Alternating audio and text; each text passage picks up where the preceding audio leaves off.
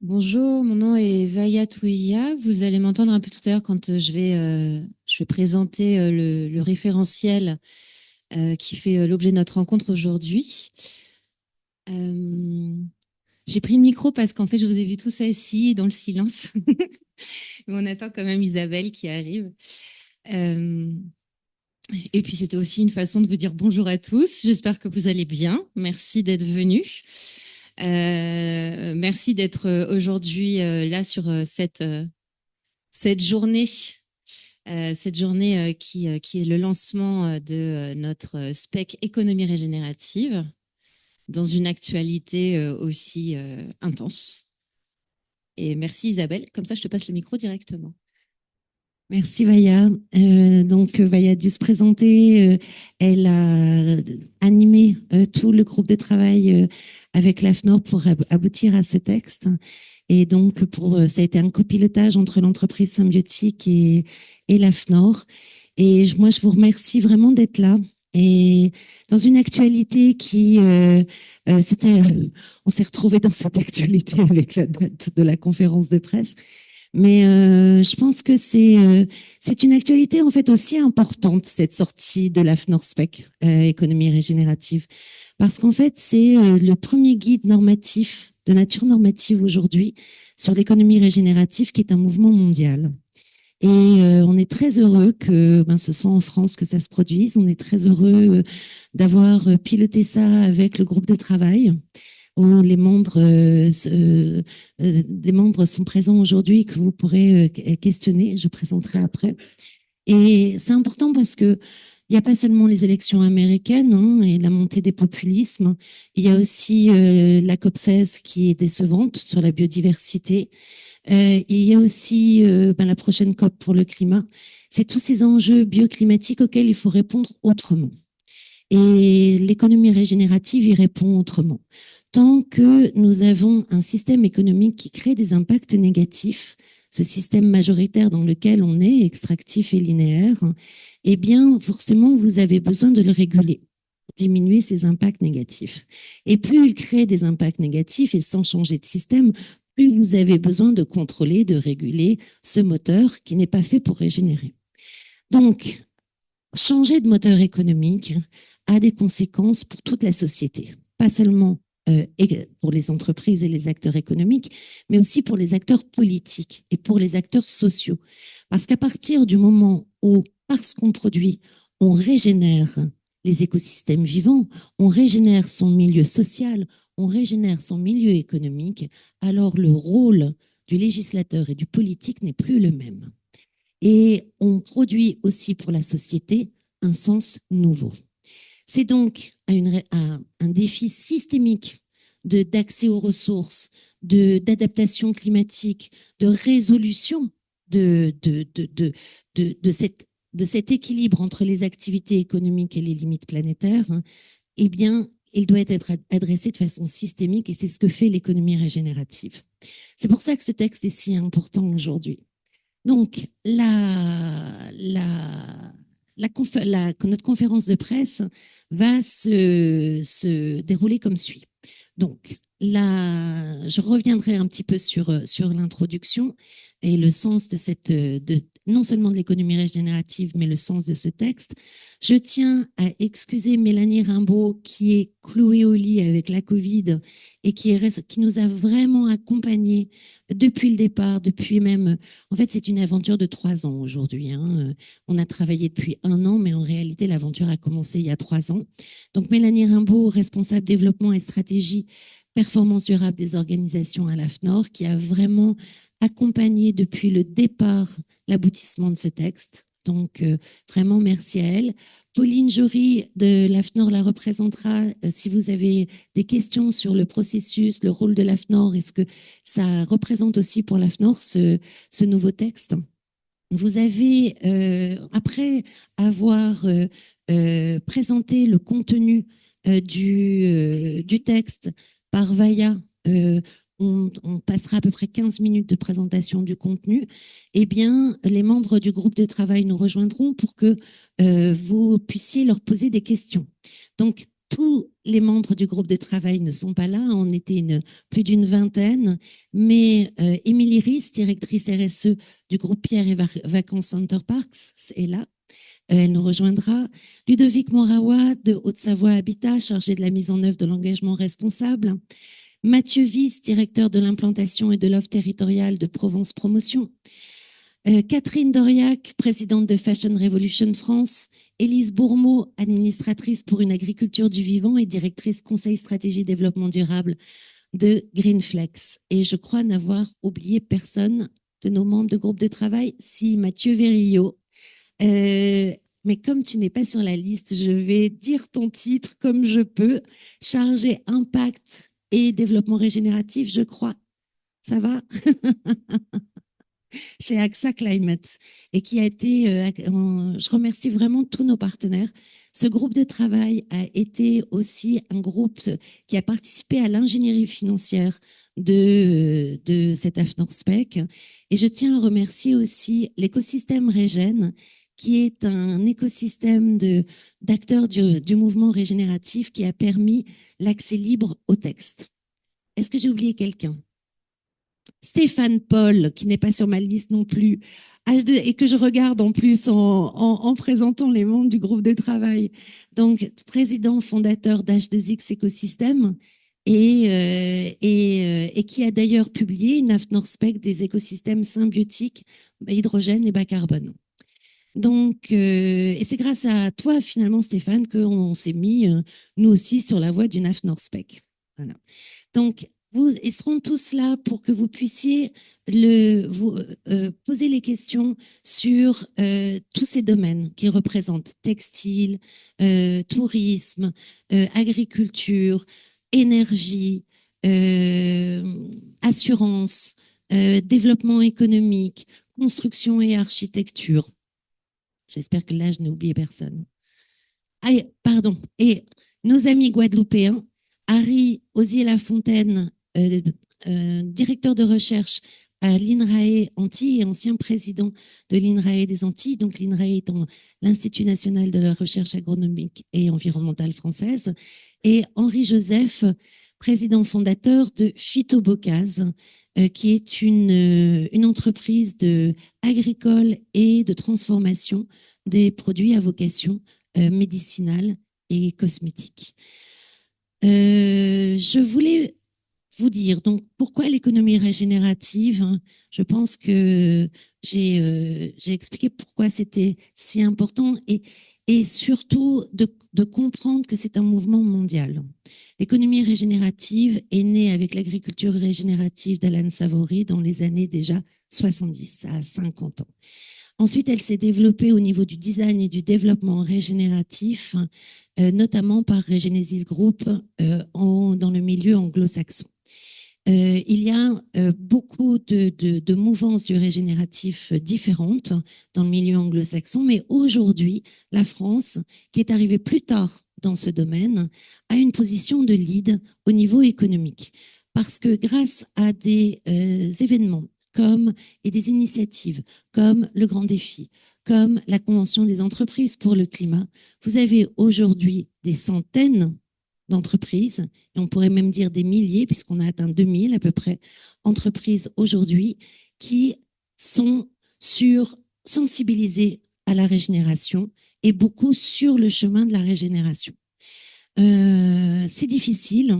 On présentera d'ailleurs le baromètre de la Convention des entreprises pour le climat dans une semaine, le 12 novembre à la Regen Night.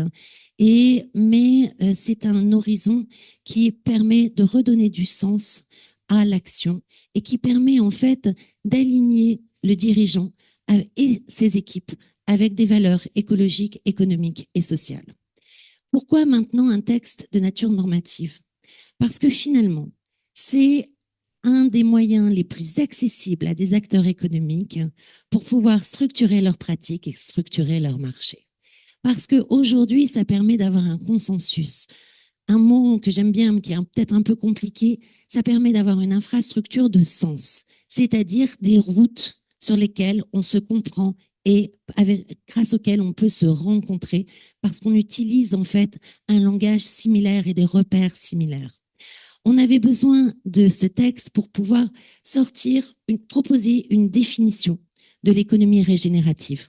On avait une définition du design régénératif, du développement régénératif, mais pas de ce qu'est l'économie régénérative. Donc ce texte permet d'en proposer une. Ce texte aussi, ce qui est très important, c'est que on a voulu adresser la diversité des secteurs, mais pas seulement la diversité des secteurs, ni la diversité des acteurs. On a voulu aussi adresser la diversité des réalités territoriales.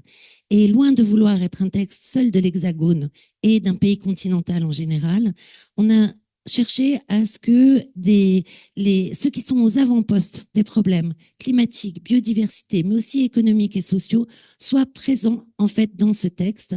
Et c'est pour ça qu'on remercie vraiment nos amis de la Guadeloupe d'avoir rejoint ce groupe de travail. Ce texte a vocation à être diffusé dans tout l'Hexagone. Merci encore à l'écosystème Régène d'avoir permis sa publication gratuite. Il a vocation à aller dans les territoires ultramarins et il a vocation à se diffuser internationalement. C'est une AFNORSPEC, les membres du groupe de travail ne pouvaient être que français, mais il a une vocation internationale et notre objectif est d'aller jusqu'à l'ISO, ce qui prendra 5 à 6 ans, ce qui demandera beaucoup de moyens, mais nous sommes convaincus que la France doit avoir une position qui reflète en fait le lead de ces acteurs économiques aujourd'hui. J'en arrêterai là. Je voudrais simplement dire aussi qu'il faut mesurer l'importance de ce mouvement de l'économie régénérative, qui est probablement aussi important si on y arrive, si on arrive à diffuser ce mouvement économique que n'a été la révolution industrielle au 19e siècle. La révolution industrielle a permis d'extraire plus, pour plus de confort peut-être, mais avec plus de dégâts. Aujourd'hui, la révolution régénérative permettra de régénérer tout en offrant aussi plus de confort et plus de liberté. Je vous remercie.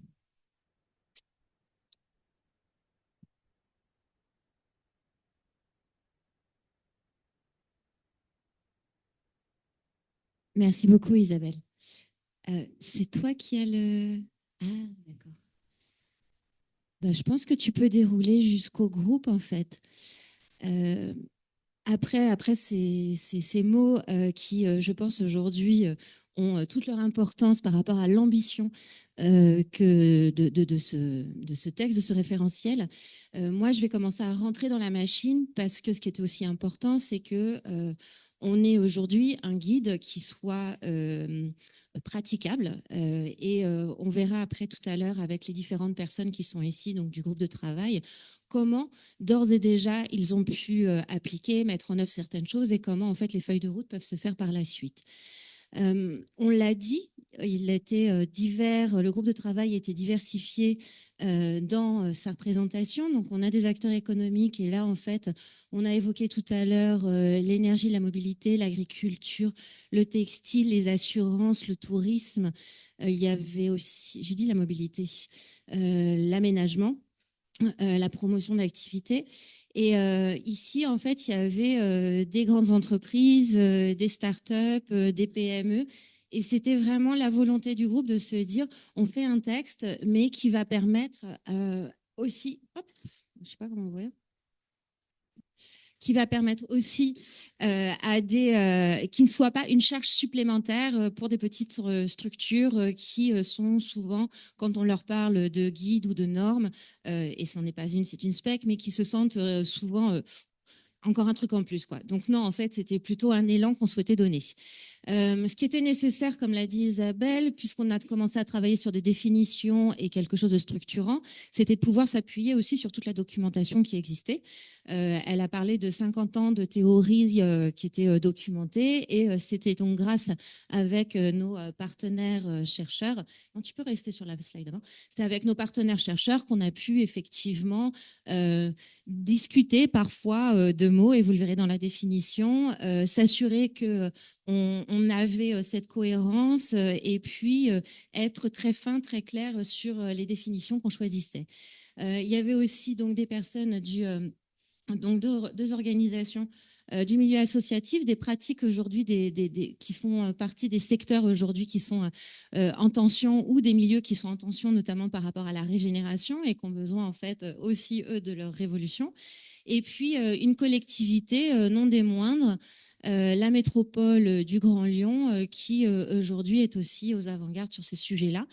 Et qui nous a permis à chaque fois, et c'est peut-être pour ça que vous verrez dans le document le mot organisation, plus que parfois entreprise, pour s'assurer effectivement que cette spec est donc saisissable par toute organisation, association, comme l'a dit tout à l'heure Isabelle, collectivité. Et par exemple, la métropole du Grand Lyon, pour elle, c'est aussi important de pouvoir se dire, quand moi, je suis facilitateur sur mon territoire auprès de mes acteurs économiques, ce guide doit aussi pouvoir me refléter ma posture à moi en tant que facilitateur.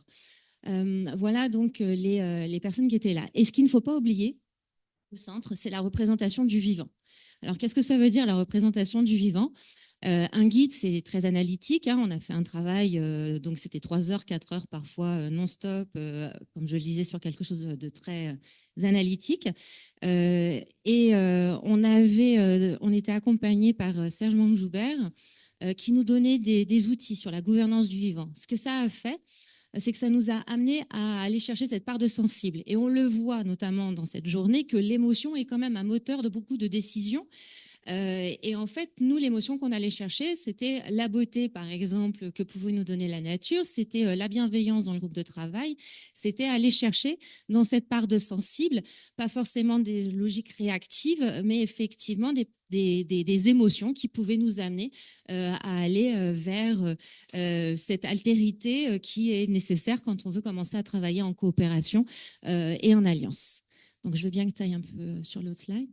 Et donc, ce guide, il est fait en 4 grandes parties.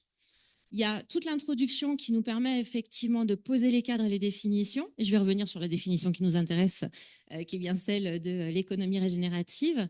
Et puis, après, on est rentré dans les pratiques. Et pour rentrer dans les pratiques, on a commencé à se dire, puisqu'on est une organisation, par quoi avancer? Il y a effectivement des aspects qui vont être stratégiques, la raison d'être, la mission. Le rapport au lieu, au temps. Et puis, on a décliné, en fait, ce qu'on entendait par pratique régénérative, les choix financiers, les choix sur la répartition de la valeur, sur la gouvernance, sur les modèles de développement économique, sur les processus de production et d'aménagement. Et cette grille, en fait, de lecture, elle nous a été utile et surtout inspirée déjà par des études qui existaient sur le business régénératif de Anne, ou aussi du donut de Kate Warwoff, qui utilise ce qu'elle appelle ces briques de base. Donc, on est rentré, nous, dans la machine des organisations pour pouvoir donner des principes et après des pratiques pour décliner tous ces champs-là. Bien entendu, ce qui était aussi intéressant, c'était d'avoir des freins, des leviers. Donc, à chaque fois, en fait, on dit quels sont les freins qui nous empêchent d'aller sur ce régénératif-là, quels sont les leviers, quels sont les accélérateurs. Tout à la fin, en fait, ce qui était important, c'était d'avoir des critères qui nous permettent de dire, OK, puisqu'en fait, on va dessiner un continuum de stratégies pour pouvoir aller vers la régénération, parce que le principe était vraiment de partir de l'existant, où on se situe aujourd'hui et comment on va aller vers la régénération, ce qui nous a amené à définir des critères selon des seuils, et je reviendrai tout à l'heure dessus, selon des seuils d'intégrité, de renouvellement et d'épanouissement.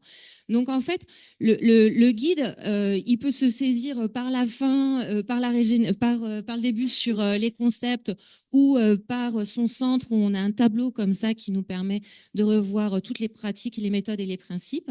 Et c'est ça qui commence en fait, c'est en ça qu'il est aujourd'hui un référentiel très pratique pour pouvoir être dans la mise en œuvre. C'était la volonté du groupe de travail. Est-ce qu'à ce stade... donc effectivement, l'économie régénérative s'inscrit dans un nouveau paradigme. On a vraiment été sur cette philosophie-là. d'une soutenabilité forte. Donc, à plusieurs reprises, on a parlé de la radicalité de ce qu'on entendait par économie régénérative, au service de l'épanouissement du vivant, humain et non humain, et conditionné par lui.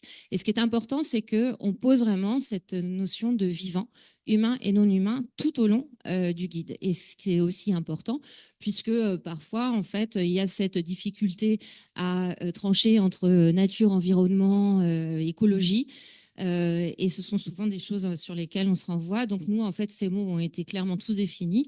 Et quand, en fait, on parle du vivant, on est bien sur le humain et non humain. Tu peux passer. Et donc les définitions, elles sont toutes là, économie régénérative, triple régénération, sociale, écologique, économique. On a posé la question de services écologiques, de la coévolution aussi qui est importante, des projets régénératifs et du territoire, puisqu'en fait la question du périmètre est essentielle quand on parle de régénération. On parle vraiment de projets en écosystème, donc à partir du moment où vous parlez d'écosystème, quel est le périmètre? Et puis ça nous renvoyait aussi à la question de qu'est-ce qu'une entreprise régénérative? Une entreprise qui contribue à la régénération parce qu'elle fait partie d'un écosystème. Et dans cette entreprise, il peut y avoir des projets, il peut y avoir des services qui font que le projet peut être régénératif sans toutefois que l'entreprise soit complètement aujourd'hui régénérative. Et donc, en fait, elle est contributive. Et c'était important de pouvoir avoir cette définition-là.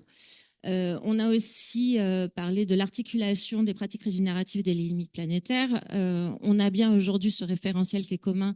Et Isabelle parlait tout à l'heure notamment de la CEC ou du grand défi, qui ont clairement aujourd'hui posé comme référentiel les 9 limites planétaires. Et en fait, quand on a le référentiel des 9 limites planétaires, ce qui le distingue des autres référentiels habituels du développement durable, c'est cet effet de bascule. Et ce qui fait que aujourd'hui, on sait qu'on en a encore franchi une en septembre sur l'acidification des océans. Donc maintenant, en fait, on est vraiment non pas dans la réduction, mais on a visuellement cette logique de bascule et donc de régénération. L'articulation dans l'espace juste et sûr, donc de Kate Donners, et puis on a une bibliographie sur les 50 ans. Je veux bien que tu passes sur la... Donc la définition, pour se comprendre, l'économie régénérative est un modèle d'activité agissant pour l'intégrité du vivant, humain et non humain, je le disais tout à l'heure, et soutenant la vitalité des écosystèmes écologiques et sociaux avec lesquels il co-construit dans une spatialité définie. Sa création de valeur se caractérise par une prospérité écologique, sociale et économique, en intégrant le renouvellement continu en qualité et en quantité des matériaux, de l'énergie, des ressources naturelles et des capacités vivantes, humaines et non humaines. Donc en fait, tout à l'heure, ce que disait Isabelle, c'est que de pouvoir travailler sur ce référentiel nous a permis de poser cette définition de l'économie régénérative qui n'existait pas jusqu'à présent. Ce qui était important là, vous voyez, on a parlé d'intégrité du vivant, et ce qui est pour nous un des seuils qui nous permet de dire quelles sont les différentes marches qui nous conduisent vers la régénération. La vitalité des écosystèmes écologiques et sociaux. Donc, en fait, on est effectivement dans cette logique de renouvellement et la création de valeur, considérant que les services écologiques sont eux-mêmes une valeur qui constitue le capital autour duquel se crée la prospérité écologique, sociale et économique. On a utilisé le terme spatialité. Bien entendu, le terme territoire peut paraître plus évident. C'est effectivement l'idée, mais la spécialité nous permet aussi de voir les distances qu'il peut y avoir, nous permet aussi d'intégrer la notion de temporalité selon les espaces, ou alors on peut être régénératif sur un espace donné et ne pas oublier, notamment par rapport aux 9 limites planétaires, la contribution à une spatialité plus globale. Et donc, tout à l'heure, en fait, je parlais de seuil, de critères ou autres. Est-ce qu'on a vraiment... Est-ce que vous voulez un verre d'eau? Il y a des verres d'eau si quelqu'un... Il y a de l'eau si quelqu'un a besoin d'un verre d'eau.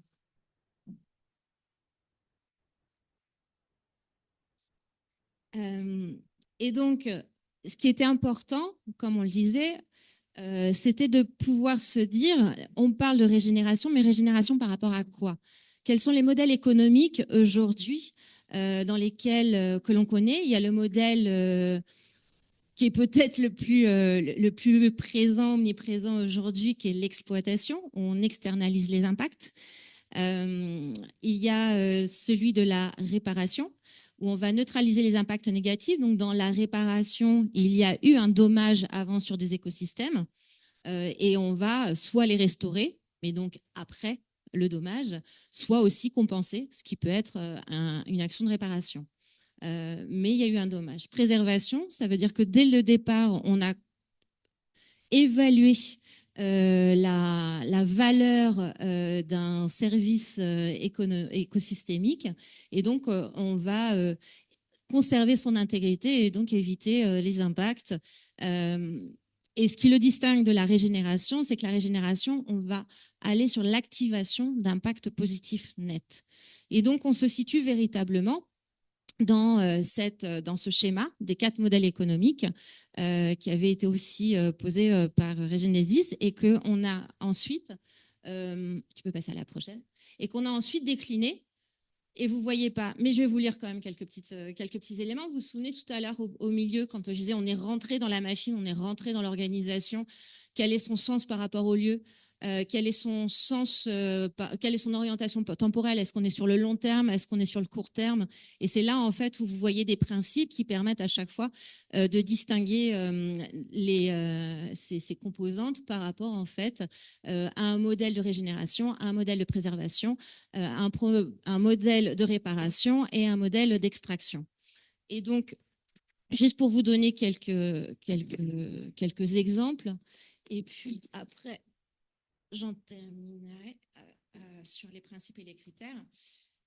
Si par exemple, je prends le rapport au lieu, le territoire, comme on le disait, c'était important. Si je suis dans un modèle d'exploitation, l'entreprise ou l'organisation est désolidarisée des lieux. Ce qui peut lui permettre effectivement de dégager des impacts négatifs. Le lieu, elle en est complètement désolidarisée.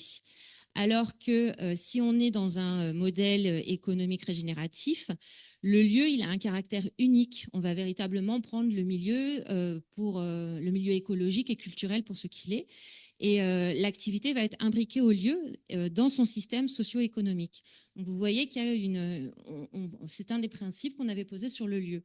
Sur le partage de la valeur, qui était aussi un point très important et qui nous a beaucoup occupés.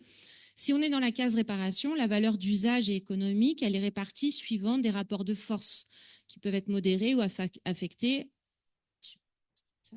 par le paradigme prévalent. Et en fait, si vous êtes dans un modèle régénératif, la répartition de la valeur, elle va être étendue par la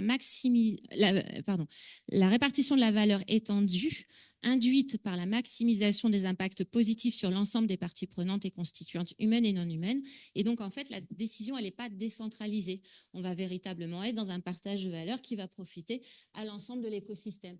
Et donc, ça, c'était les principes qui nous ont permis, sur une page, de pouvoir distinguer où on était. Et ce qui était aussi important, c'est, comme on le disait, vous êtes une organisation, vous pouvez commencer peut-être par la gouvernance et vous dire, mais tenez, là au niveau de la gouvernance, oui, j'ai posé un cadre éthique de co-responsabilité, je peux être dans la régénération. Cependant, sur le partage de la valeur, je reste effectivement dans un rapport de force, donc je reste en fait dans un paradigme qui peut être celui de l'extraction. Ou au niveau de la stratégie économique, j'en suis encore à ajuster des opérations économiques avec des adaptations régulières, mais je n'ai pas complètement mon horizon. Donc, en fait, ce qui était aussi important là par rapport à ces différentes cases, c'était de montrer qu'il y avait des stratégies on n'est pas dans un chemin linéaire, loin de là, et ce n'est pas tout régénérer ou rien régénérer. Néanmoins, il était important de pouvoir se dire que l'idée, c'est d'avoir cette cohérence sur la régénération, mais pour pouvoir se situer, de pouvoir avoir une déclinaison de ces différentes composantes d'une organisation sur les différents modèles économiques, de façon à pouvoir créer cette convergence vers effectivement la régénération. Et donc, pour terminer, s'il te plaît, sur la prochaine slide, il était aussi très important, donc on a les principes. Après, on a décliné pour chacun de ces items, donc je reviens sur partage de la valeur, choix des modèles financiers, processus d'aménagement et production, la gouvernance et modèle de développement économique. Pour ces 5 items-là, on est rentré véritablement dans les pratiques régénératives. Et je ne vais pas vous les raconter là en théorie, ce sont les personnes qui aujourd'hui sont aussi dans la salle qui reviendront dessus tout à l'heure. Et puis, justement, pour pouvoir à un moment se dire, une fois que j'ai mes principes, une fois que je connais aujourd'hui, j'ai des retours d'expérience qui me permettent de dire sur quelles pratiques je peux peut-être m'appuyer pour faire que mon modèle de gouvernance intègre peut-être plus d'intelligence collective et me permettre d'avancer vers la régénération, ou que sur les processus de production, j'intègre plus des services écosystémiques, du biomimétisme, où j'aille vers une économie circulaire plus.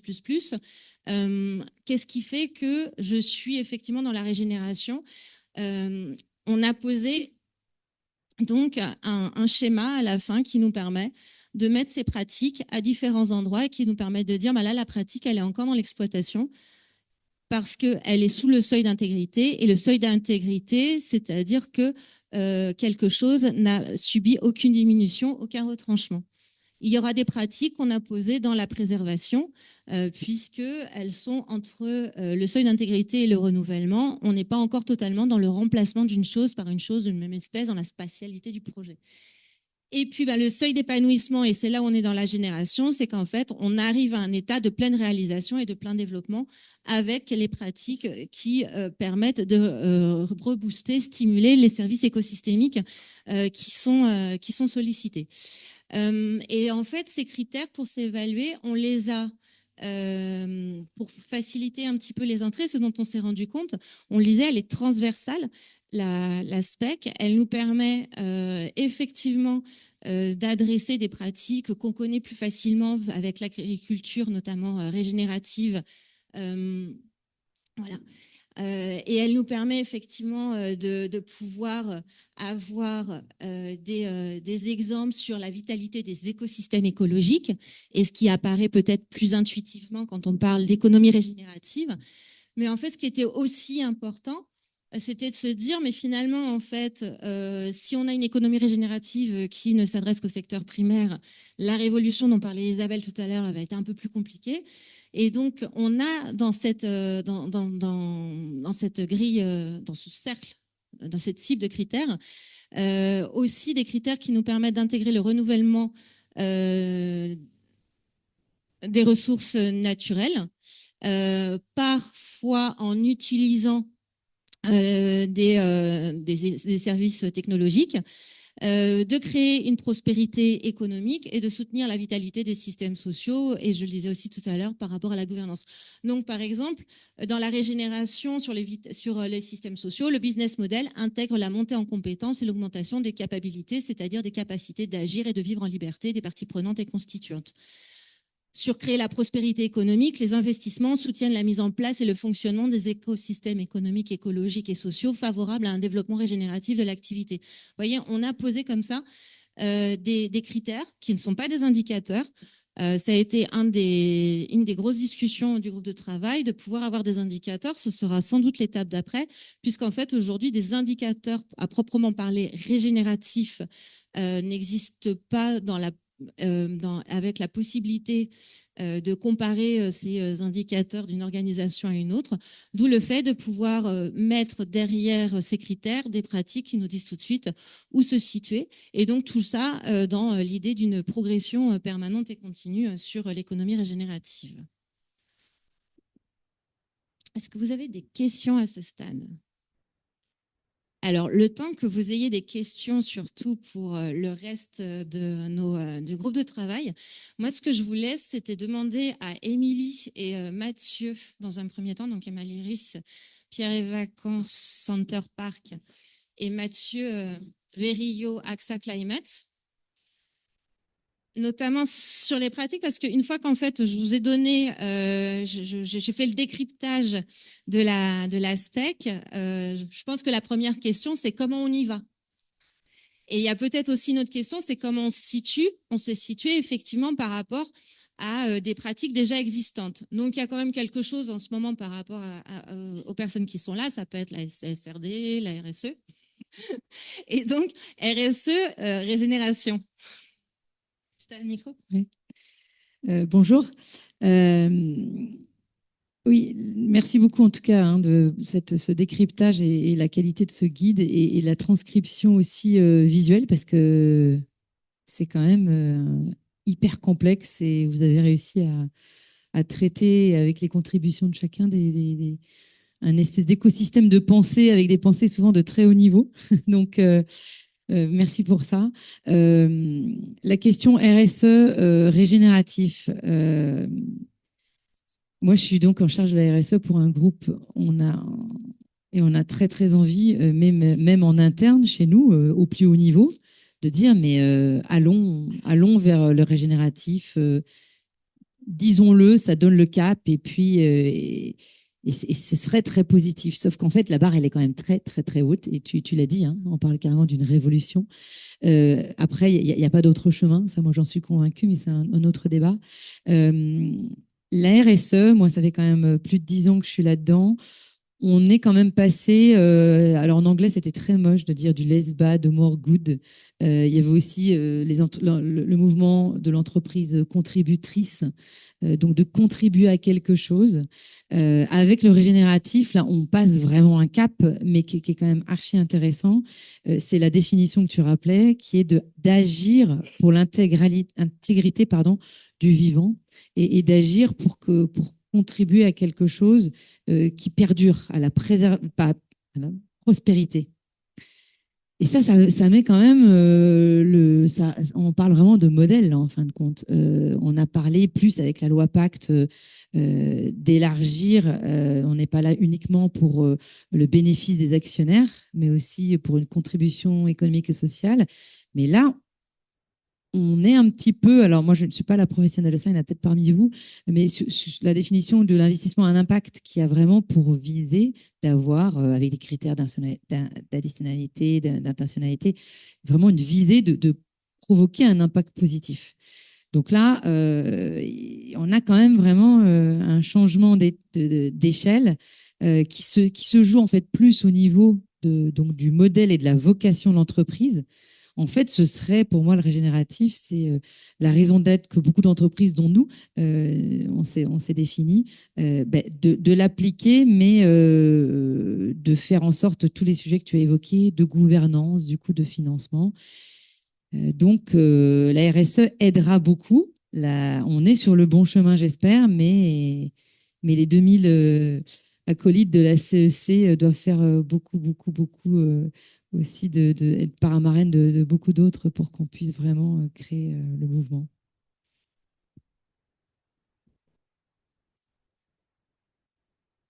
Micro, puisqu'on sait qu'il marche. Mathieu avec sa clamette. Du coup, tu demandais Vaïa un peu comment on peut s'y prendre, comment est-ce qu'on peut se mettre en mouvement. Et avec sa clamette, on s'est posé la question à double titre, en fait, pour nous-mêmes. Société de courtage d'assurance, de conseil, de pédagogie aussi. Et puis parce qu'on est une société de conseil, pour d'autres et avec d'autres. Alors peut-être avant de rentrer là-dedans, parce que tu remercies un peu Evaïa et Isabelle, Émilie, moi je voulais aussi quelque part dire que j'aime bien tout ce que tu décrivais, Vaïa, et puis toute cette mise en image en fait de ce que c'est que cette spec. C'est aussi quelque chose de très impressionniste en fait. Il y a des tas de touches, des tas de briques. Tu parlais d'infrastructure, Isabelle. Je pense que c'est vraiment important d'avoir ça en tête, c'est-à-dire que ces différents points d'entrée, c'est pas un tout, c'est pas quelque chose de noir ou blanc où on passe ou on ne passe pas. C'est quelque chose sur quoi il faut s'interroger un peu en permanence. Et ça me fait un peu une transition sur du coup ce que je peux dire pour Axa Climate, qui est le côté. En essayant de me le mettre en ordre, je me disais qu'il y a 3 mises en mouvement. Une qui est prendre du recul. Et prendre du recul, c'est exactement comme ça que cette After Spec, je pense qu'elle peut vraiment aider là-dessus. Prendre du recul pour se dire, je fais partie de quel système, de quel écosystème en tant qu'entreprise, en tant qu'organisation. Et cette prise de recul, elle est régulière. Il y a aussi quelque chose de très itératif dans tout ce que tu décrivais, dans tout ce mouvement. On essaye quelque chose et puis on revient dessus. Et puis c'est avec la prise de recul qu'on peut savoir comment ça se situe. Donc se situer, pour moi, c'est vraiment un mot-clé.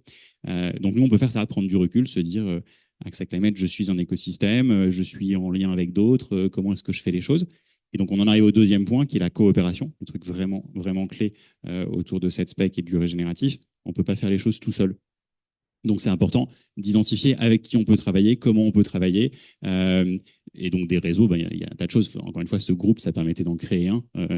Toute cette effervescence de toutes nos discussions et comment est-ce qu'elle atterrit, c'est exactement ce travail de coopération et puis à nouveau d'itération. Et donc, à nouveau, je reprends l'exemple Axa Climate. Ben, par exemple, on a participé à la CEC. Qu'est-ce que ça donne? La CEC du conseil, elle a donné une communauté du conseil à visée régénérative. On fait partie, vous l'avez mentionné, d'un regen écosystème. À nouveau, les choses, chacun peut avoir une voie différente pour un élan qui est le même.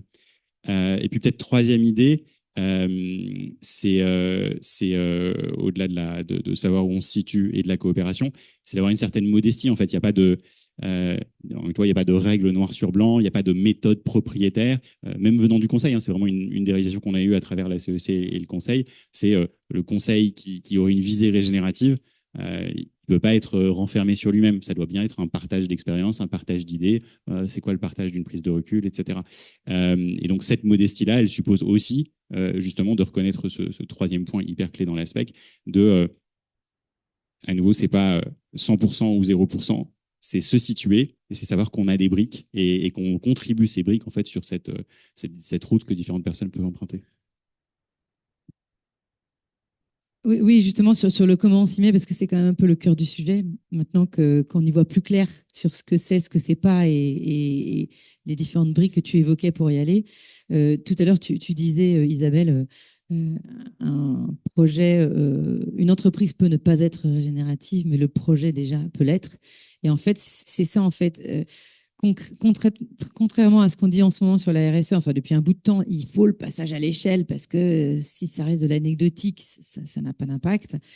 Ben, sur le régénératif, peut-être que pour s'y mettre, la marche étant tellement haute, on était quand même tous d'accord que l'idée de se lancer sur un projet et de contribuer à ça, parce que ça nécessite tellement un changement d'état d'esprit, de dire qu'est-ce que je vais regarder? Je vais rechercher la prospérité de l'écosystème naturel.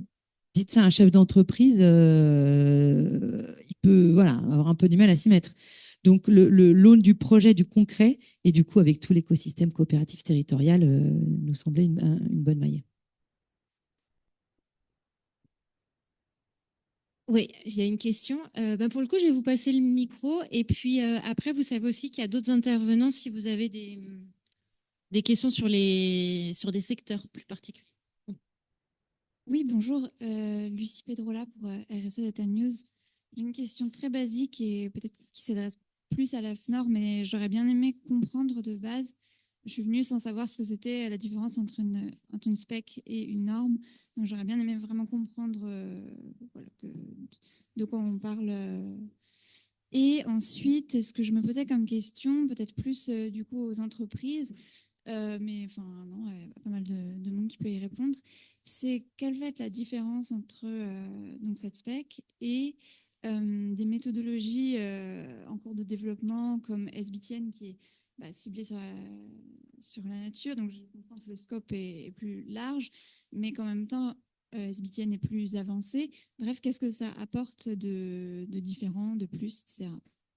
Voilà.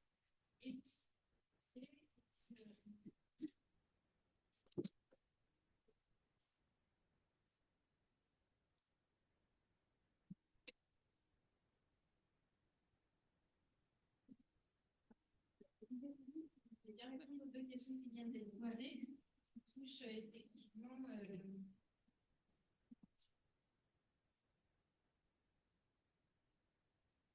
Peut-être rapidement la question sur qu'est-ce que c'est qu'une AFNOR spec par rapport à une norme volontaire, une norme NF, une norme EN ou une norme ISO. Peut-être la norme ISO, c'est celles qui sont les plus connues.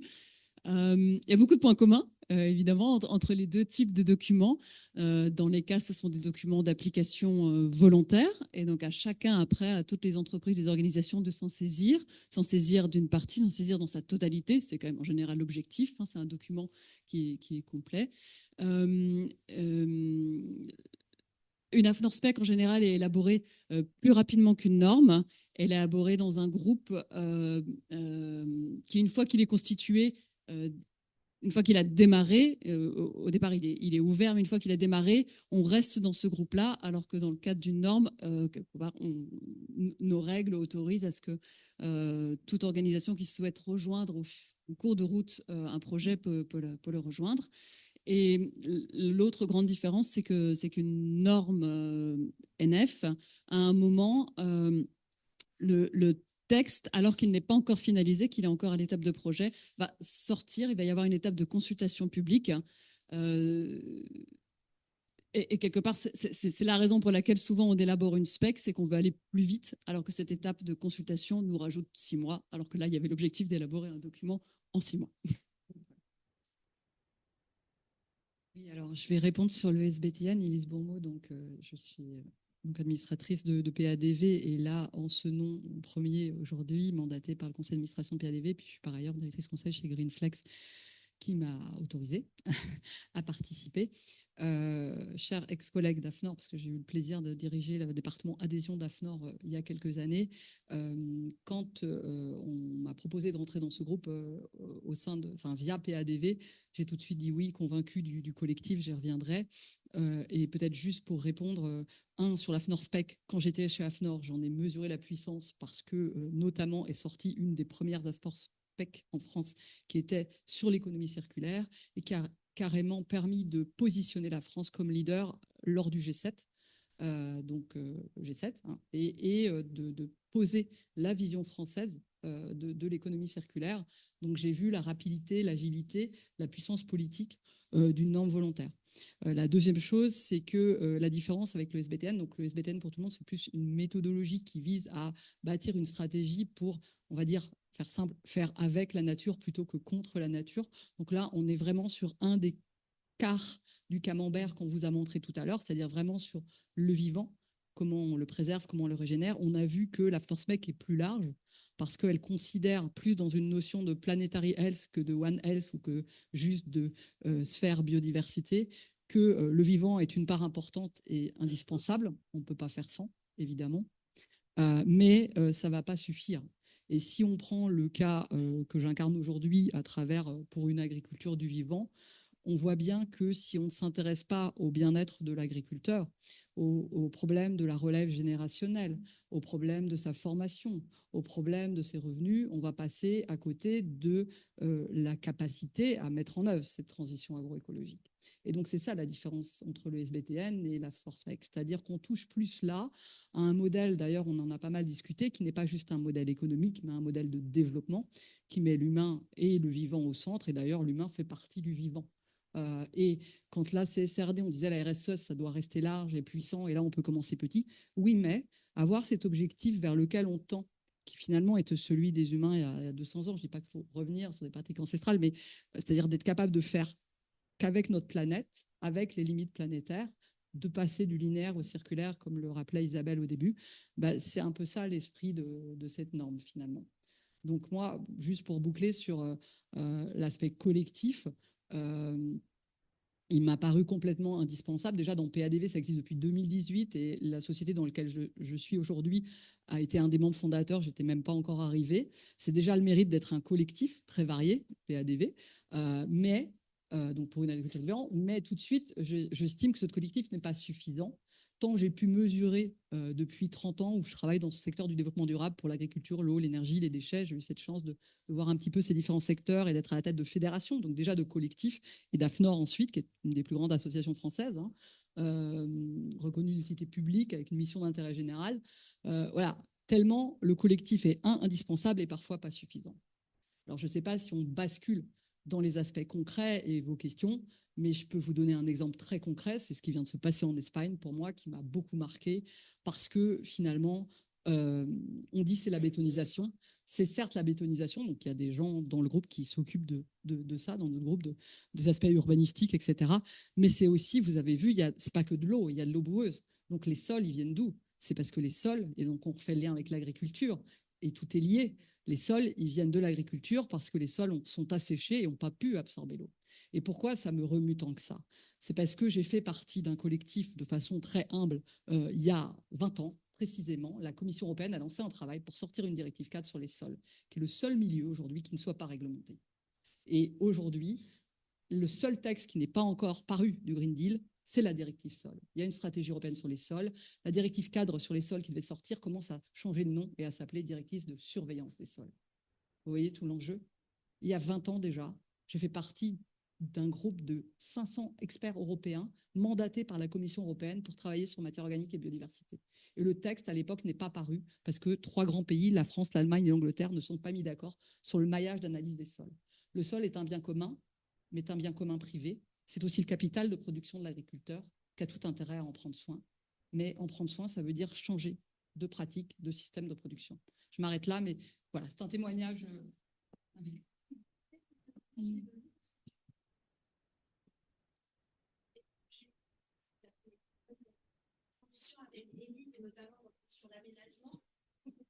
Oui, ou le ménagement maintenant. Oui, donc Ludovic Morava de Haute-Savoie Habitat. Effectivement, on est sur certains projets, on essaie de faire naître des démonstrateurs. Alors, pour donner un petit historique, justement, on a une stratégie à visée régénérative. On a été aussi impliqué dans la Convention des entreprises pour le climat, dont vous avez entendu parler, donc la première édition nationale. Et depuis, on s'est donné ce cap régénératif.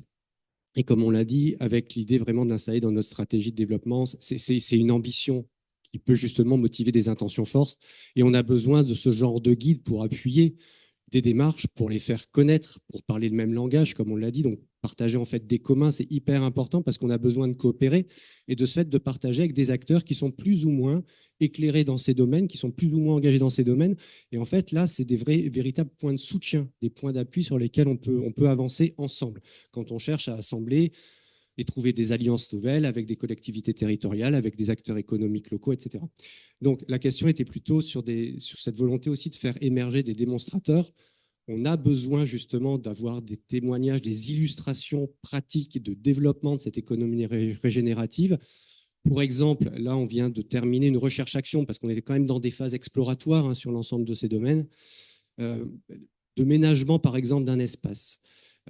Généralement, quand on approche justement et qu'on essaie de faire alliance de manière coopérative avec des acteurs, donc là, on réunit une collectivité territoriale, on réunit par exemple un bailleur social, mais on n'avait aucun enjeu dans l'affaire, c'est-à-dire qu'on n'avait pas de profit derrière cette recherche-action.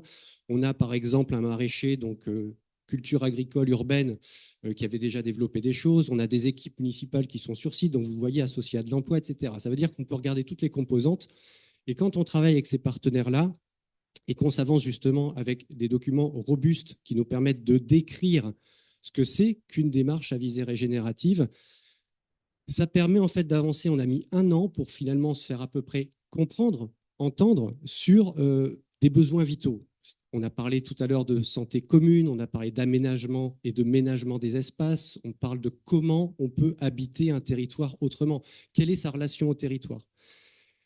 On ne part plus du tout avec le même paradigme. C'est-à-dire que lorsqu'on arrive sur un site comme celui-là et qu'on nous dit finalement l'objectif, c'est de construire 320 logements, ce qui est l'objectif, très clairement, avec bien évidemment un principe économique derrière, nous, on revoit la question et on peut l'illustrer de certaines manières. C'est-à-dire qu'on va se dire, et ça rejoint la circularité de tout à l'heure, si on veut soutenir ce qui soutient nos activités, on a tout intérêt à soutenir les écosystèmes naturels et finalement cette émancipation sociale que ça peut procurer derrière.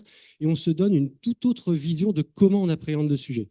Donc, c'est un peu conceptuel ce que je vous dis là, mais on est passé effectivement sur une sorte de démonstrateur. Aujourd'hui, on a mis un livrable, on a remis en main propre à la collectivité territoriale pour qu'elle puisse s'emparer et le mettre en champ d'application, avec l'idée de conserver une activité maraîchère en milieu urbain, donc ne pas la délocaliser pour ne pas faire appel à de la compensation, par exemple, ou se dire vous allez devoir renoncer à une ambition sur des procédés constructifs, etc., en disant non, 320, ça ne tient plus, c'est-à-dire votre projet ne sera pas régénératif par essence.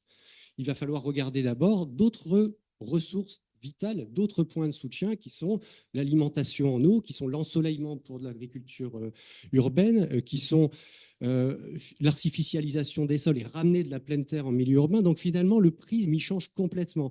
Et ce que permet un guide comme celui-là, en fait, l'économie régénérative, c'est de changer pour moi la priorisation de ce qu'on regarde. On n'a pas du tout les mêmes intentions et ça ne se traduira absolument pas par les mêmes effets. Voilà sur ce que je peux vous partager là.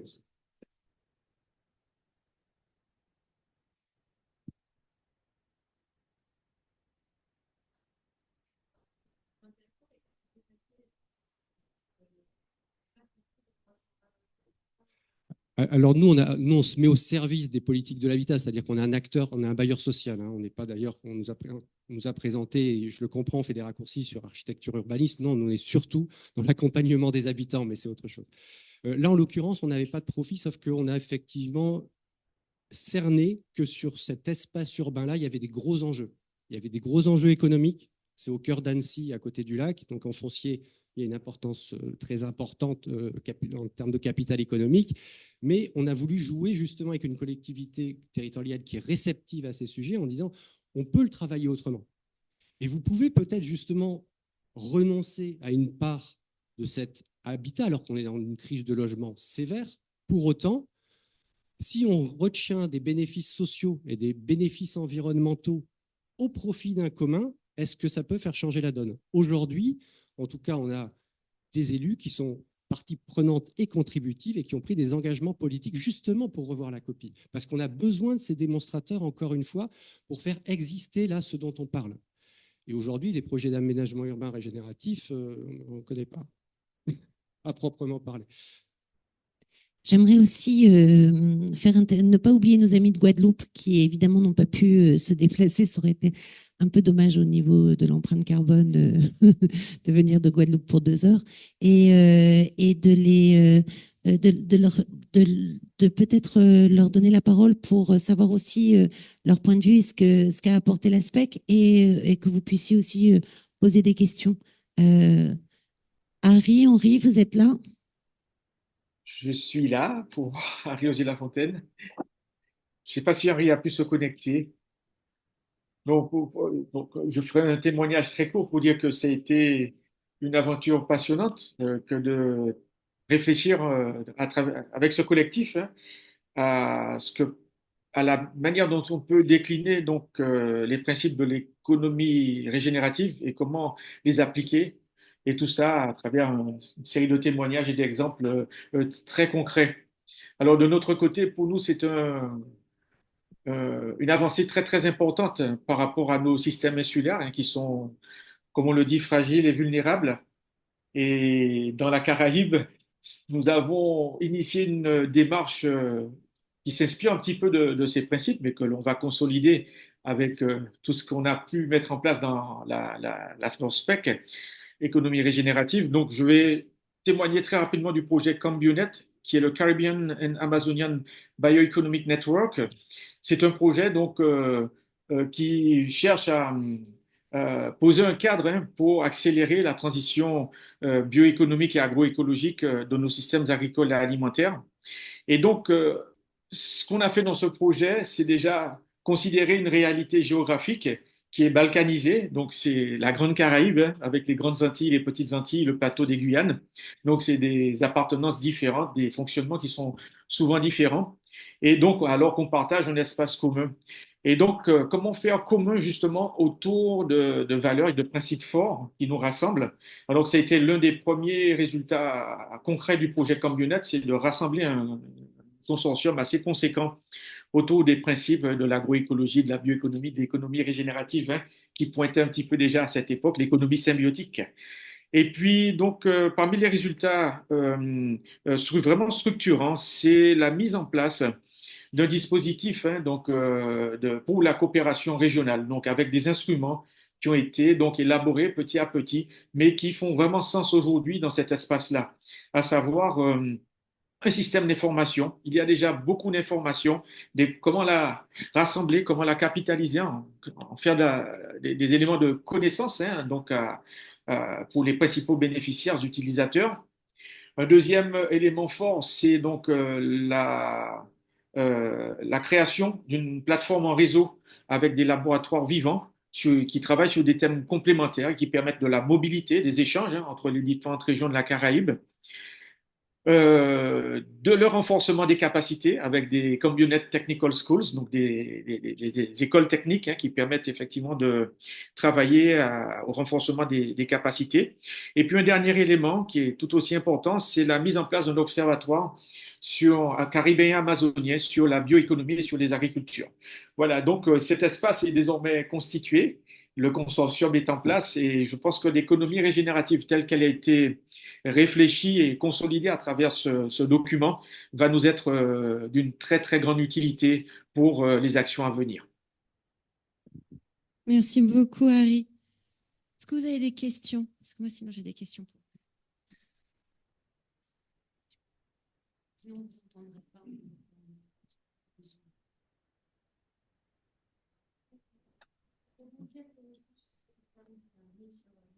Système, je pense aussi que vous avez des choses à dire, Stéphane notamment, sur les filières.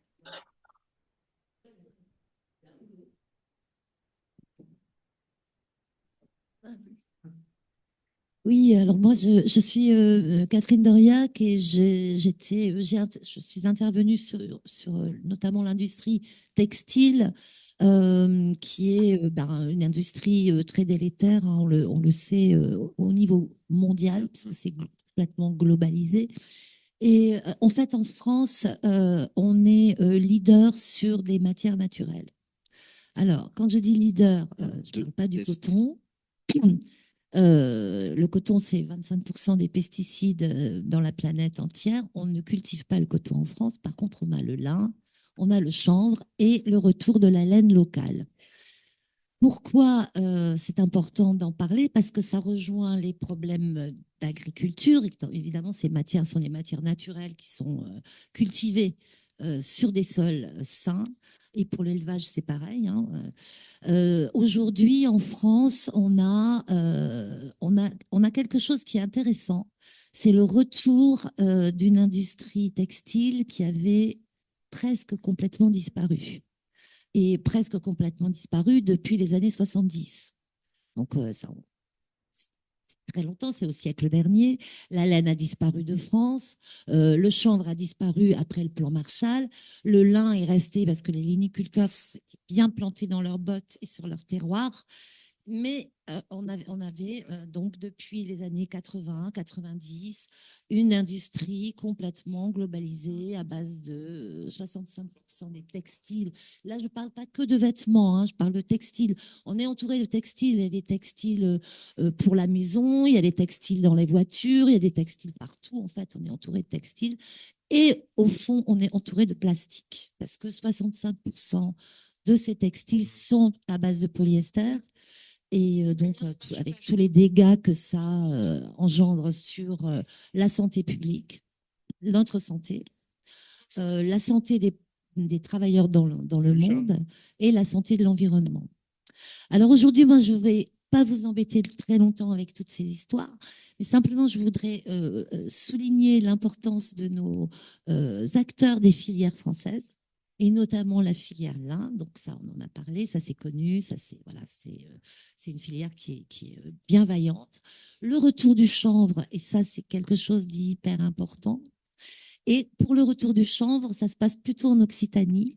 Et là, je voudrais saluer, applaudir la coopérative Virgocop, qui est à fond sur le chemin de la régénération, qui est presque déjà complètement régénérative puisqu'elle est inscrite sur un territoire. Elle travaille avec le vivant, donc le chanvre et la laine locale en Occitanie. Elle travaille avec les acteurs de son secteur, tous les agriculteurs, les éleveurs, mais aussi les transformateurs, c'est-à-dire cette coopérative qui est récente, hein, à laquelle vous pouvez devenir sociétaire d'ailleurs. Sophie Inard qui est dans la salle. Si vous avez des questions à lui poser, elle sera ravie d'en parler. Cette coopérative, elle va enclencher un mouvement national parce qu'aujourd'hui, il y a beaucoup de petites entreprises de mode qui s'intéressent au chanvre. Et jusque-là, le chanvre qu'on trouvait, c'est du chanvre chinois, cultivé dans des conditions exécrables, avec un ruissage, on ne dit pas ruissage pour le chanvre, on dit, je ne sais plus, bref, un ruissage plutôt chimique, alors qu'on n'a pas besoin de chimie avec cette plante qui est une plante magnifique, qui restaure les sols, qui n'a pas besoin d'irrigation et qui est excellente pour la santé au niveau de notre peau. Voilà, si vous avez des questions sur l'industrie, la musique, c'est bien. Si vous avez des questions sur l'industrie textile, Je suis là, si tu es là, si tu veux dire un mot. Et ça me perturbe. Ça me perturbe un peu. Voilà.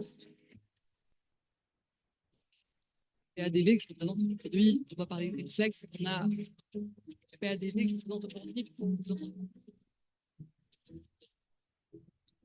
Il faut parler plus près du micro. Oui, vous entendez mieux là? Ouais. Donc chez PADV, il y a des coopératives qui font du lin.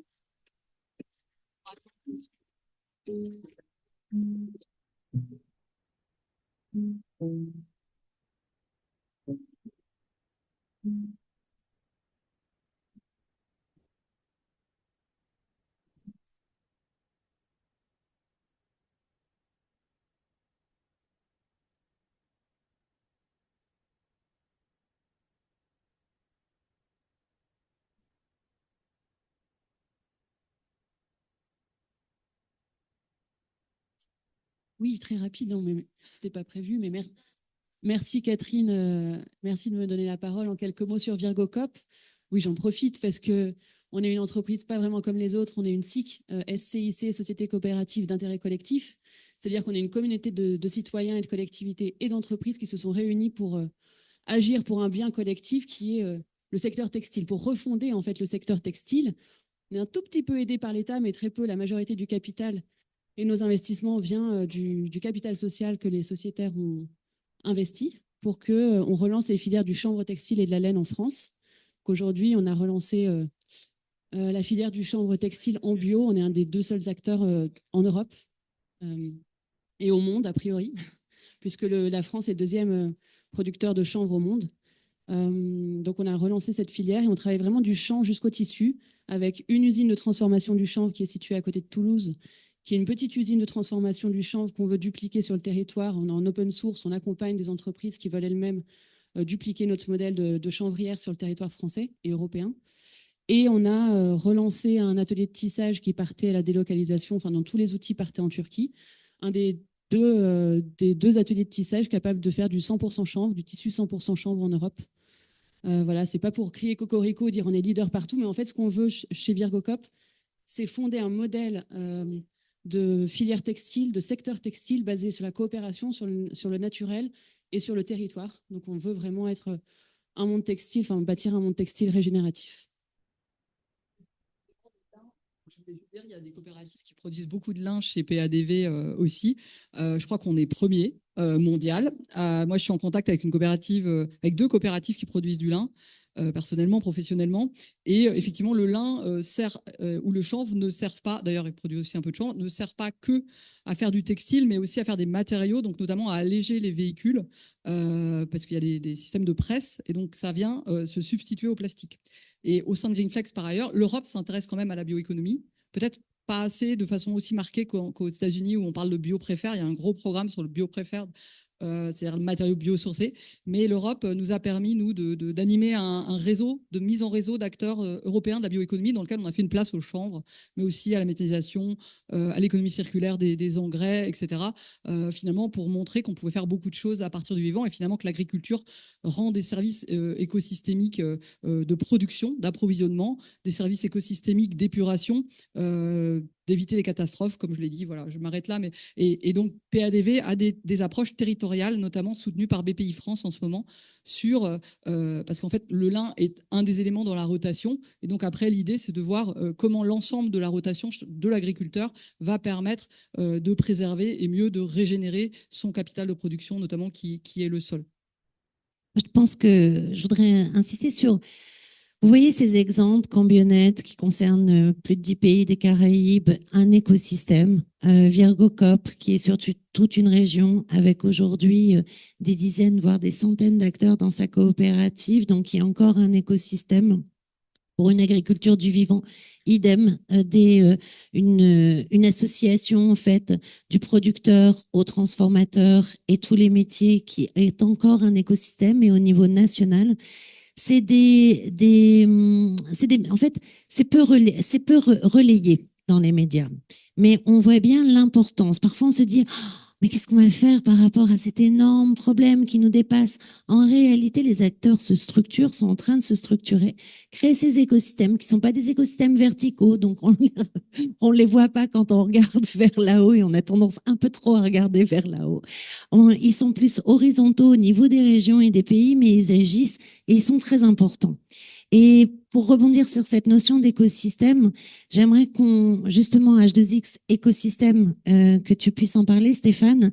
Et puis ensuite, Mathieu, puisque Provence Promotion, c'est une agence de développement économique et où l'écosystème est évidemment une part fondamentale.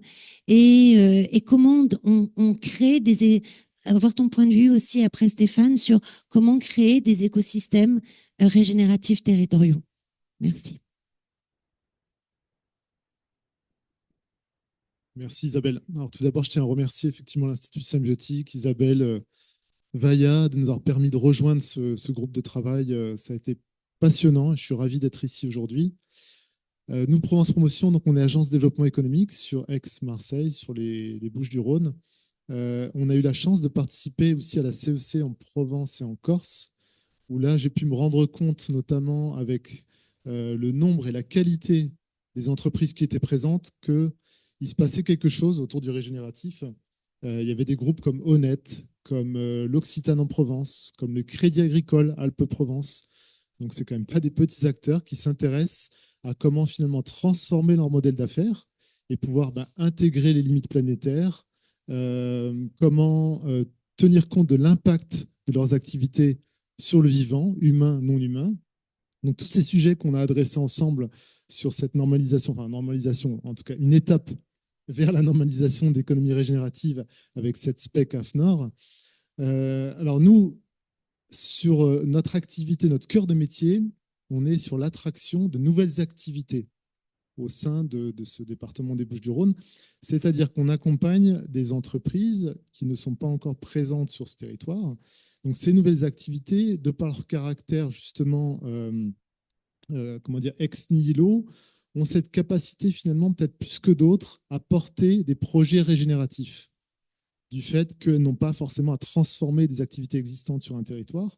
Donc ça leur permet d'expérimenter, d'innover, et innover sur des modèles d'affaires, sur des pratiques régénératives. C'est quelque chose qu'on constate qui intéresse ces acteurs qui arrivent nouvellement sur le territoire. Et on sent qu'on peut pousser un petit peu, qu'on peut les titiller là-dessus et aller chercher des projets régénératifs avec de nouveaux acteurs. Donc c'est évidemment avec les écosystèmes. Elle recherche un ancrage territorial, elle recherche la coopération avec les écosystèmes. Donc ça se fait avec les écosystèmes. Mais en tout cas, on sent qu'il y a cette capacité de ces nouvelles activités à avoir un impact assez fort. Il faut savoir que ça représente 20% au niveau national des nouveaux emplois créés annuellement. Donc, c'est quand même pas négligeable. Si vous prenez l'ensemble des agences de développement économique, toutes les nouvelles activités portées par ces agences, c'est 20% des nouveaux emplois créés annuellement. Donc, on peut très bien agir sur ce levier-là.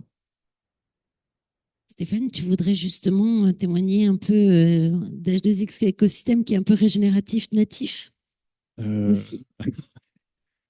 Ouais. Alors, la particularité d'H2X, alors nous, c'est pas tout à fait une start-up, on a toujours voulu être des industriels. Mais on a fait tous nos produits que nous avons développés étaient basés sur un modèle économique qui, avant de te connaître, je ne savais pas que c'était une économie symbiotique et régénérative. Mais l'idée, c'est nous, ce qu'on voulait, c'était répondre aux problématiques des territoires et des industriels. Donc, bien sûr, on est dans l'hydrogène. Et à partir des modèles économiques, nous, ce qu'on voulait, c'était répondre, par exemple, là, si on parle pour les industriels, aujourd'hui, c'est la problématique de l'énergie sur le prix. Parce qu'aujourd'hui, EDF ne tient plus même à l'échelle mondiale, c'est-à-dire que le prix de l'énergie, quoi qu'il arrive, va augmenter. Et la problématique aussi, c'est que la garantie d'en avoir, la promesse n'est plus tenue. Donc nous, on a développé des écosystèmes qui permettent pour les industriels, mais ce sera la même chose pour les territoires, les ports, les aéroports, des pays, le transport et ainsi de suite, de pouvoir maîtriser les prix. C'est-à-dire que l'idée, c'est quand on fait l'hydrogène, c'est pas pour faire un coût, c'est juste l'idée, c'est de dire, voilà, on développe des énergies renouvelables, certes, mais quand on va faire de l'hydrogène, c'est pour aider les énergies renouvelables. Donc aujourd'hui, on a fait des gros générateurs, on a fait les plus gros du monde, de 500 kW, là on va aller sur plusieurs mégawatts, où l'idée c'est qu'on va partir des ressources du territoire, donc ça va être tout ce qui est la biomasse, les déchets plastiques, les déchets organiques, et à partir de là, bien sûr, on va faire de l'hydrogène qui vont venir compléter les énergies renouvelables. Donc comme ça, là, aujourd'hui, on équipe déjà des industriels qui vont soit écréter, bon, c'est un terme un peu technique, mais l'idée pour eux, c'est de réduire considérablement en fait, leur facture d'énergie. Et d'autres sites vont être complètement autonomes en énergie à partir de leurs déchets. Sur leur foncier, ils vont mettre des panneaux solaires et l'hydrogène va venir en soutien. Donc ça, c'est ce qu'on fait pour l'industrie. On va faire la même chose pour des mines. On va faire ça aussi de plus en plus pour les ports, parce que c'est un gros sujet justement pour décarboner la supply chain. C'est-à-dire que quand un bateau doit venir à quai, qu'il puisse se brancher sur un réseau qui est décarboné et lui donner la preuve de la décarbonation. Donc, ça, c'est important aussi de gérer toute la partie traçabilité, donc de donner la preuve et qu'elle soit infalsifiable et qu'il n'y ait pas non plus de fraude à l'écologie. Donc c'est là-dessus qu'on travaille aussi pour donner à nos clients une vraie preuve qu'ils sont bien décarbonés. Donc là, évidemment, il y a un impact sur la finance aussi, sur les taux d'intérêt. Bon, c'est hyper important aussi de pouvoir embarquer en fait tout le monde. Donc nous, aujourd'hui, tous les écosystèmes qu'on fait, donc que ce soit pour les îles, l'industrie, les territoires, les régions, c'est toujours cette même logique, c'est que la valeur aussi doit rester sur le territoire. Donc c'est vrai que nous aussi, on a fait une SPAC AFNOR, où nous, ce qu'on voulait, c'est créer des écosystèmes où il n'y a pas de subvention et que la valeur reste. Alors la valeur, ça veut dire quoi? Ça veut dire que l'argent qui doit être injecté doit rester sur le territoire. Donc ça impacte la gouvernance, que ce soit pour les industriels, les citoyens, et pour être sûr qu'ils soient au cœur en fait, de tous les écosystèmes. Oui, merci. En fait, je trouve ça vraiment, donc tous ces exemples, vous les trouvez dans la spec et dans les annexes, vous trouverez les noms. On n'a pas voulu aussi mettre en fait, le groupe de travail n'a pas voulu forcément se mettre en valeur, etc. Donc, a privilégié les exemples et a mis en annexe les noms.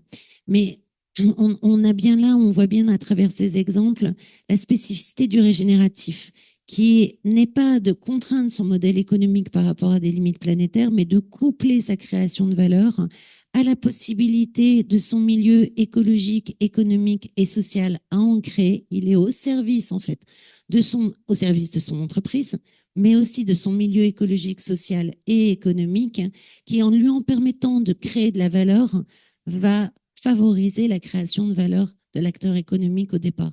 Donc, c'est dans cette densification des liens au niveau du territoire, de sa spatialité, c'est-à-dire différents évidemment selon les flux. Vous avez des flux économiques qui peuvent être très territoriaux, puis des flux matière, énergie qui peuvent être planétaires par rapport aux limites planétaires. Mais c'est vraiment à travers ces flux qu'on va densifier en fait les relations entre les acteurs.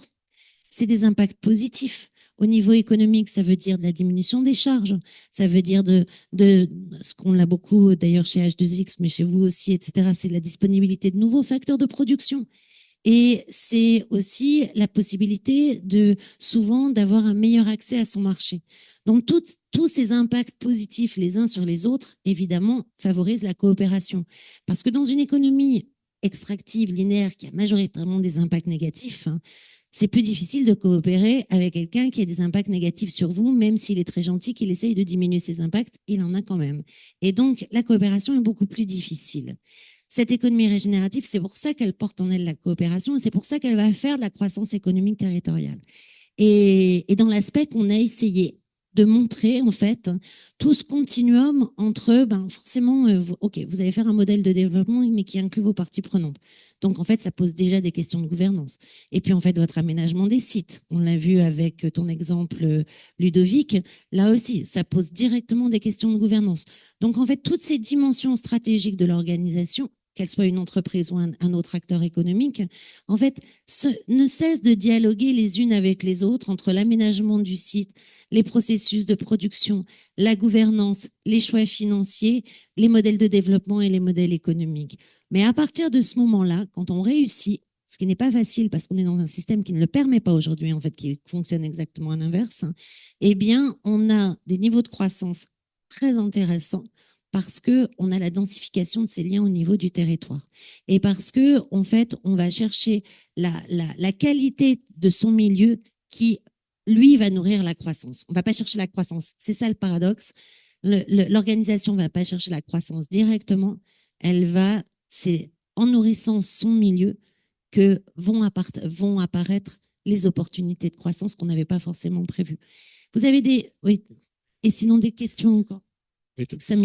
Oui, alors très rapidement, parce que ce que dit Isabelle me fait penser aussi à cette facilitation de la régénération sociale, encore une fois, qui est un des aspects hyper importants à travers la gouvernance, mais à travers tout cet environnement capacitant que ça donne, puisque vous créez des écosystèmes avec des personnes qui vont monter en puissance dans leur propre capacité, dans cette vitalité dont on parle, puisque finalement, ça peut être des enseignements qui se font par de l'apprentissage, par de l'instruction, par des ateliers pédagogiques, mais qui vont emmener la société globalement et territorialisée, d'où cette spatialité importante aussi, finalement, dans des dynamiques très vertueuses d'entraide, de solidarité, d'accompagnement à ce changement, et chacun arrive à s'investir à son niveau parce qu'on est sur de gouvernance très partagée, très horizontale, et c'est très riche de ce fait.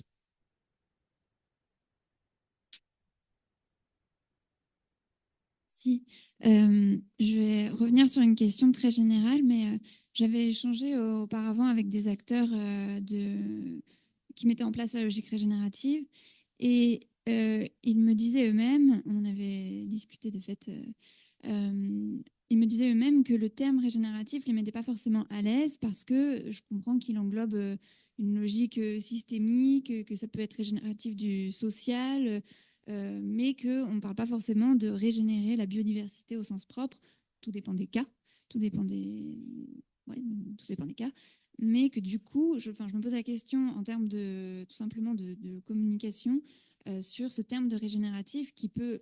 on sait très bien que le monde de la RSE fait face à des accusations de greenwashing très régulières, donc c'est quand même un sujet, je pense. Est-ce qu'il n'y a pas... est-ce que ce terme est pérenne et une volonté de le conserver?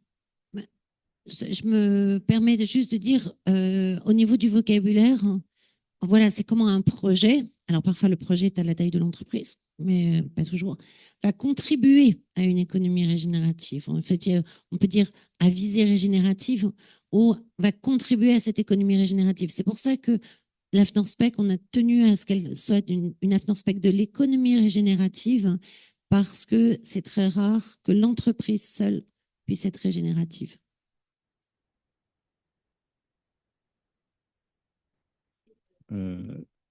Ouais, je ne suis pas d'accord avec ça. Non, mais nous, quand on crée des écosystèmes, l'idée, c'est de partir, si on part des déchets, par exemple. Nous, c'est un exemple qu'on travaille beaucoup avec l'agroalimentaire, mais aussi si on prend les déchets plastiques. Si on prend ces déchets-là, en fait, on peut faire de l'hydrogène. C'est-à-dire que, et surtout si on commence à parler prix, parce que comme ça va être plus simple. Si on fait l'électrolyse de l'eau, aujourd'hui, vous êtes un prix de l'hydrogène qui est entre 14 et 25 euros, et vous allez bouffer des subventions. Si vous partez des déchets organiques ou déchets plastiques, vous allez changer la technologie, évidemment, pour la production de l'hydrogène, mais vous serez entre 3 et 6 euros. Bon, ça veut dire que vous êtes largement en dessous les 9 euros, qui vous rend beaucoup plus compétitif en fait, que le diesel. Donc l'idée, c'est à partir de ces déchets-là, si on prend les déchets, par exemple là, on a des sujets sur des îles, on prend les pneus, qui est un vrai problème. Donc là, à partir de là, vous allez faire de l'hydrogène, vous allez faire d'autres gaz, par exemple le CO2, et on peut en faire un CO2 de qualité alimentaire qui peut aller dans les serres. Et si vous regardez aujourd'hui un petit peu le prix du CO2 alimentaire, il est à peu près à 350 euros la tonne par air liquide. Si vous le faites comme ça, vous êtes à 160 euros. Ça veut dire que là où vous avez une problématique en fait, de traiter des déchets, vous allez pouvoir faire de l'énergie à bas coût, mais aussi répondre à des problématiques. Si on parle des serres, mais ça peut être aussi l'emballage alimentaire, ça peut être faire des mousses pour l'industrie, ainsi de suite, avec des prix qui sont stables parce qu'ils ne dépendent pas en fait, du prix du marché. Alors, je vous invite à regarder aujourd'hui le prix de l'électricité sur RTE. Depuis hier, on a doublé le prix de l'électricité a été doublé. Et l'hydrogène, si vous venez le compléter pour travailler sur l'intermittence énergétique des énergies renouvelables, là, vous allez avoir des industriels qui vont pouvoir avoir une électricité entre 70 et 80 euros le mégawattheure. Là, je regardais, là, ce soir, en Angleterre, il sera plus de 800 euros. Mais non, ça veut dire que l'économie régénérative, c'est bien ça. C'est à partir d'un territoire, à partir des ressources du territoire, c'est qu'on peut être hyper compétitif, en fait. Merci de le dire parce que c'est une des caractéristiques importantes de l'économie régénérative, c'est qu'elle se découple des prix mondiaux, donc elle devient plus résistante à l'inflation et au cours des matières premières. Et ça, c'est pour ça que ce que disait Stéphane, excuse-moi de me permettre d'appuyer là-dessus, c'est qu'elle allie performance et résilience. C'est les fertilisants organiques. Enfin, on a vu avec la crise, la guerre en Ukraine et la question du gaz, l'augmentation considérable des engrais de synthèse lesquels, en plus, pour faire beaucoup de bilan carbone au quotidien, sont à l'origine de 80% du scope 3, pratiquement, de toutes les coopératives agricoles ou des industries agroalimentaires, donc des émissions de gaz à effet de serre. Et donc, à la fois, il y a ces questions d'enjeux géopolitiques, géostratégiques, de coûts, d'agriculteurs qui n'arrivent pas à boucler ces fins de mois. Et en plus, c'est pas bon pour le climat et c'est pas non plus bon pour les sols, parce que les sols, on a vu que c'était vivant. Donc, remettre de la matière organique dans les sols, c'est aussi nourrir la biodiversité des sols. On ne met pas que de la matière organique inerte dans les sols pour stocker du carbone. Avant de savoir que ça avait un intérêt pour le climat, à l'époque où on faisait ces directives cadres il y a 20 ans, on en parlait d'abord dans un sens agronomique, nourrir la biodiversité des sols, sans même la connaître autant qu'aujourd'hui. Donc voilà, il y a plein d'exemples comme ça. Donc c'est aussi une réponse aux tensions géopolitiques qui sont quand même relativement très présentes en ce moment.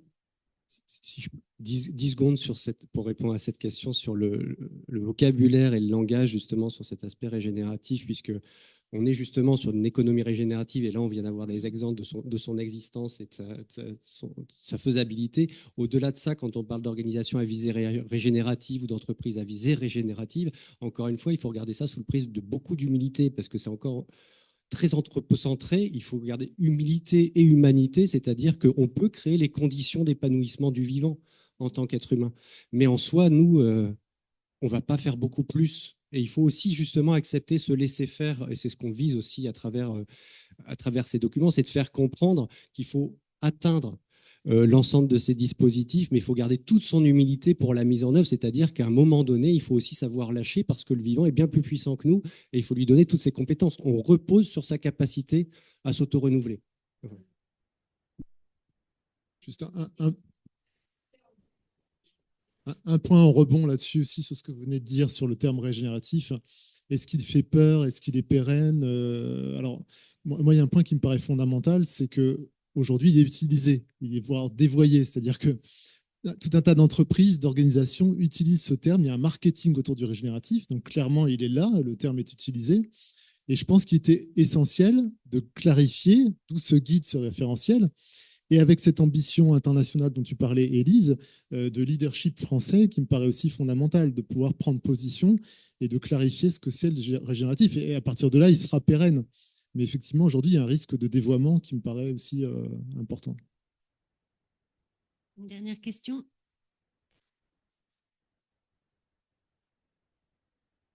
Juste tout à l'heure, vous mentionniez le fait d'aller vers l'ISO tout à l'heure, et que ça prendrait 5 à 6 ans. Quelles sont les étapes en fait après cette spec pour aller jusqu'à l'ISO?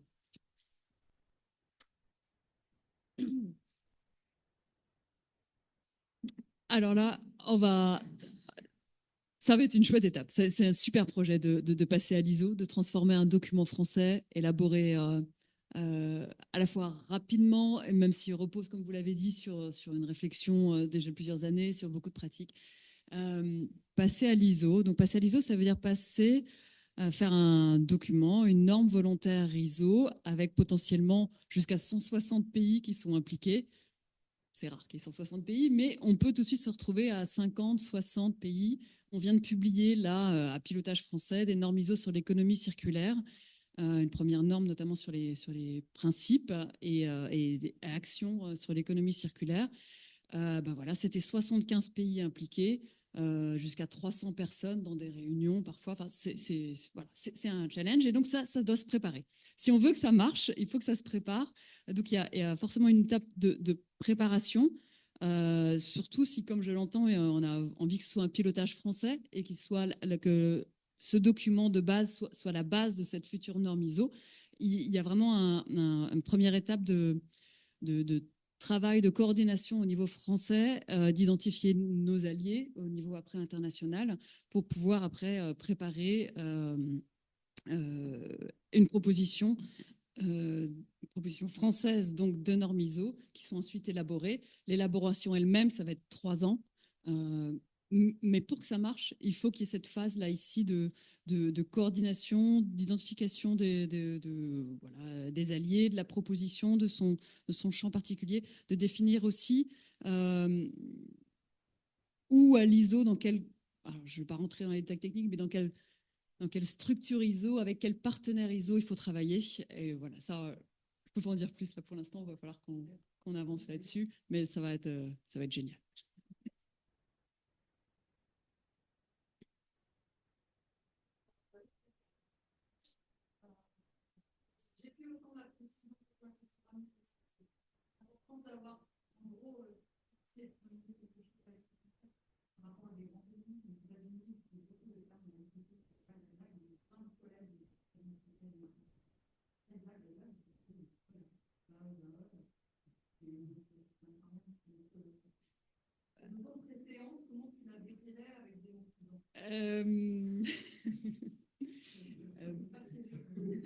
On a un premier document normatif qu'on est en train de faire connaître.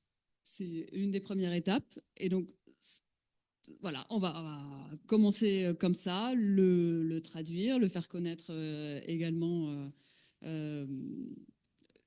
peut-être d'abord en ciblant quelques alliés, quelques autres partenaires principaux avec leurs pendants en normalisation pour pouvoir tâter le terrain sans non plus tout dévoiler, garder un petit peu de matière pour nous, voilà, trouver le bon ajustement, le bon équilibre entre se positionner sans trop se dévoiler pour au moment où on sera prêt, pouvoir y aller tout de suite et recueillir l'approbation des autres, voilà, des autres partenaires en normalisation au sein de l'ISO et pouvoir garder le pilotage, la main pour en faire un document international.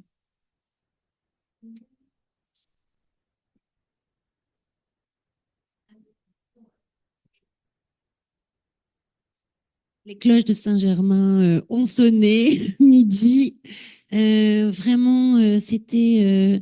Merci d'avoir été là. C'était aussi assez symbolique pour nous et important d'être à l'Hôtel de l'Industrie. Donc, merci aussi à l'Hôtel de l'Industrie qui montre, comme les derniers exemples l'ont montré, que ça concerne que l'économie régénérative. Elle est pas, c'est pas juste être dans la forêt. C'est vraiment penser une économie globale qui soit régénérative des systèmes vivants. Donc, ils sachent à la fois être acteurs de leur régénération et être à la fois acteurs de leur préservation.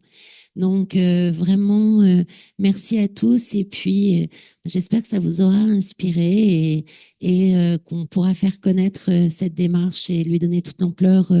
Non pas forcément, enfin, la norme n'est qu'un outil. Enfin, pardon, l'aspect n'est qu'un outil. Mais surtout de faire connaître ce mouvement de l'économie régénérative, que ça puisse y contribuer. Je vous remercie.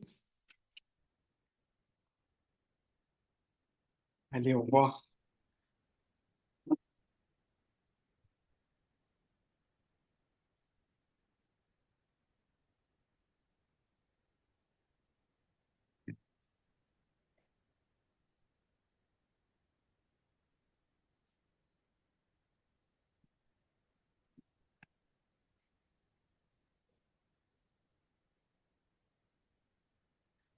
Merci Harry. À bientôt et bravo. On prendra le temps de débriefer. À très bientôt. Merci. J'aurais des choses à vous dire aussi. J'ai un échange avec Amélie Belfond tout à l'heure. Je vous D'accord, dirai. super. Allez, bye bye. Bye.